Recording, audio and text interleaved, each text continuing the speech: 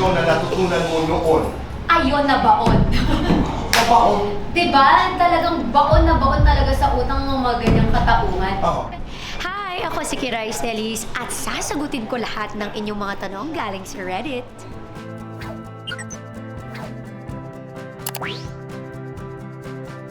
Gain ng confidence. Alam mo, kailangan muna, una sa lahat, kailangan mo munang tanggapin kung ano ka.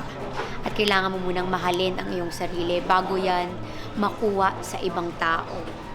Yun ang pinakamahalaga para sa akin. Hindi po, kasi ako po yung kusang umuoo at humihindi. Kaya minsan mahaba, minsan maikli. So nakadepende naman yun sa akin. Napakalalim naman nun. Sino bang nagtanong yan? Bakit hindi niya munang sagutin?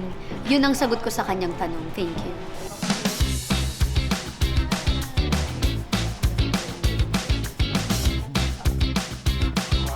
Madiskarte, mayaman, kontrobersyal, maabilidad, napakaganda.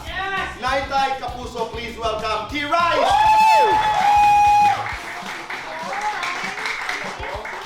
Naman ako online. Pero kasi dahil sa tulong din ng boyfriend ko, sa idea niya na nakakabenta ka ng ibang products, why not kung ikaw mismo yung may-ari ng product? Anong ibig sabihin nito? Noon, nung wala ka pang mga produkto, you would do live selling for other products. Yes, kahit anong products po, hindi tayo namimili Binibenta ng mo? products. Lahat binibenta, kahit sa pinaka-random na bagay.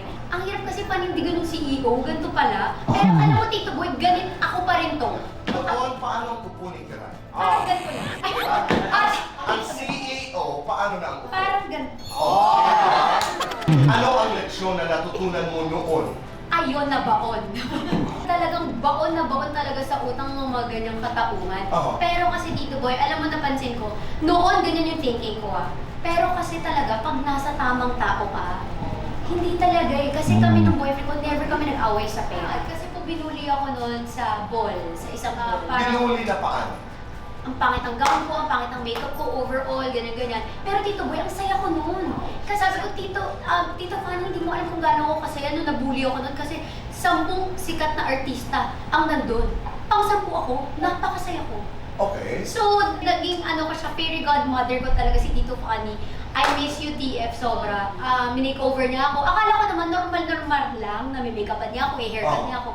Ipipictorial na pala ako ng bonggang-bongga kasi sabi niya, gusto kong makita ng mga tao na lahat ng tao may sariling ganda. Tama. Iba-iba. Ano ba yung binibenta mo? Perfume! Hello! Perfume na napakabango! Gusto niyo bang ibigin kayo ng inyong mga mister? Yes, ayaw mo ba? Ayaw mo ba na maging amoy mo to? Parang may sing-sing naman dito. Doon sa mga umaasang ma-engage, narito po ang tamang sing-sing. Ganyan. Ikaw, gusto mo ba? Pero, Yalo! pero may nag-comment, Tito Boy, nabibenta ba yung sing-sing na binibenta mo? Nabebenta yan! Magkano ang halaga? 500 piso! Ang baba naman. Ang baba.